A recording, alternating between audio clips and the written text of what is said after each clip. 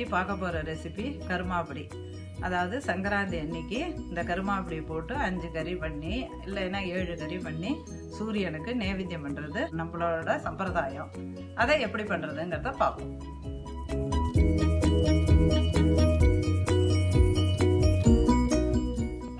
இப்போ சங்கராந்தி கருமாப்பொடி பண்ணுறதுக்கு தேவையான சாமான்கள்: அரிசி 1 டம்ளர், அதாவது 125 கிராம், மிளகாய் வத்தல் 4, மிளகு 1 டேபிள் ஸ்பூன், துவரம்பருப்பு 1 டேபிள் ஸ்பூன், கடலைப்பருப்பு 1 டேபிள் ஸ்பூன், மஞ்சள் 1 பிட்டு.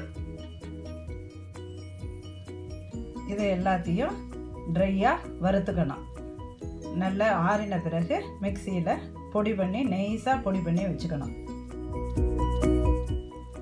கருமாப்பொடிக்கு தாளிக்கிறதுக்கு தேவையான சாமான்கள்: தேங்காய் எண்ணெய் 50 மில்லி, கடுகு 4 டேபிள் ஸ்பூன், உளுத்தம்பருப்பு அதாவது உடைச்ச உளுத்தம்பருப்பு 100 கிராம், தேங்காய் திருகல் 1 கப்பு.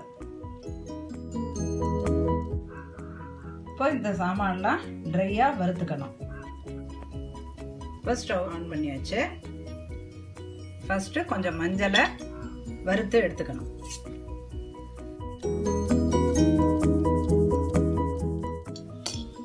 இப்போ மஞ்சளை எடுத்துட்டாச்சு. அரிசியை போடணும். அரிசி ரொம்ப சவக்க வேண்டாம், கொஞ்சம் சூடு வந்தால் போதும். இந்த ஸ்டேஜில் கொட்டிடலாம்.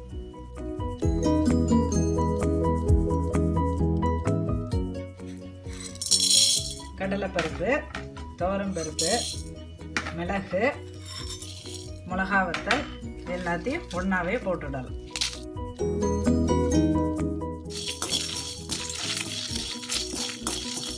இதுவும் ரொம்ப சவக்க வேண்டாம், பொன் வறுத்துட்டா போதும்.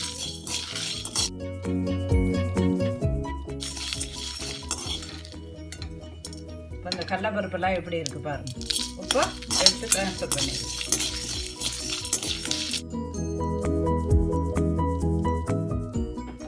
இப்போ இந்த அரிசியோட இதை போட்டுவிடணும்.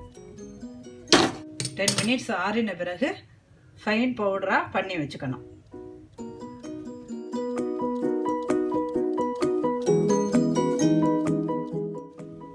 பவுடர் பண்ணிட்டாச்சு. இனிமே இதை பொரிச்சு கொட்டணும்.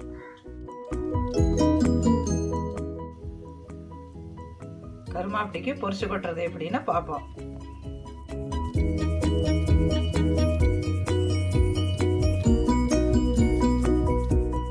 தேங்காய் எண்ணெயை விட்டுக்கிறேன். இப்போ எண்ணெய் காஞ்சி போச்சு. கடுகு போடணும்.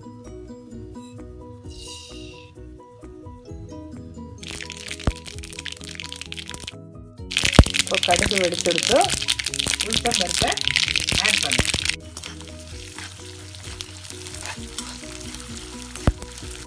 இப்போ உளுத்தம்பருப்பு செவந்து போச்சு.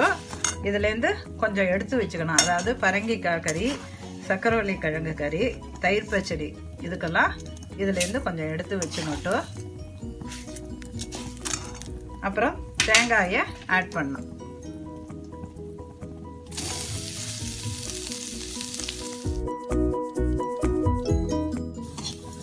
இப்போ தேங்காய் செவந்ததும் இந்த ஃபைனாக பவுடராக பண்ணிட்டு இருக்கிற அந்த மாவை இதில் போடணும். அந்த எண்ணெயில் இந்த மாவு பொரியும்.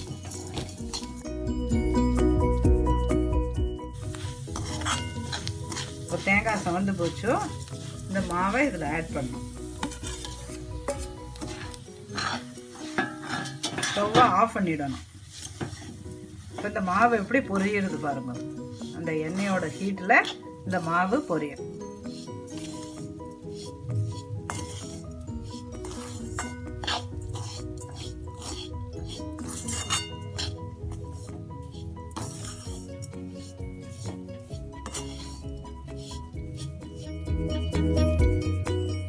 இதை ஒரு பாத்திரத்துக்கு ட்ரான்ஸ்ஃபர் பண்ணணும்.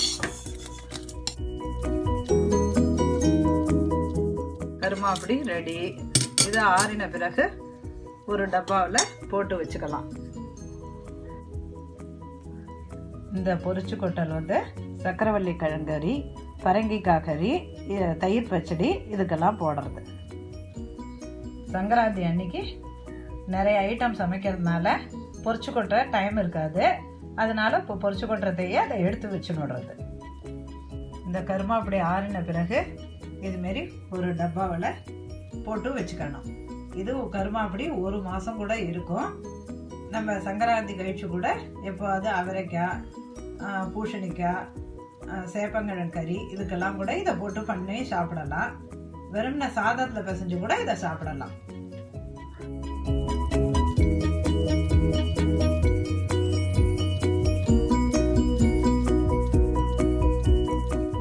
இந்த கருமாப்பொடி கூலாக எடுத்து இதை ஒரு பாத்திரத்தில் ட்ரான்ஸ்ஃபர் பண்ணிக்கலாம். கருமாப்பொடி ரெடி. சங்கராந்தி அன்னைக்கு நம்ம 7 கறி பண்ணுறது.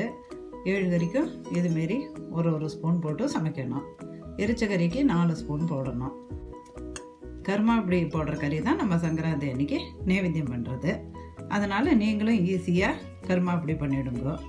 அந்த கறியை தான் சூரிய பகவானுக்கும் நம்ம நைவேத்தியம் பண்ணுறது. இதை உங்களுக்கு 15 டேஸ் போல் வச்சுட்டு கூட நீங்கள் சமைச்சிக்கலாம். எரிச்ச கறிக்கு கருமாப்பொடி ரெடி. சங்கராந்தி அன்னைக்கு பண்ணுற எரிச்ச கறியை தான் மறுநாளைக்கு நம்ம கணுப்பொடியும் வைக்கிறது.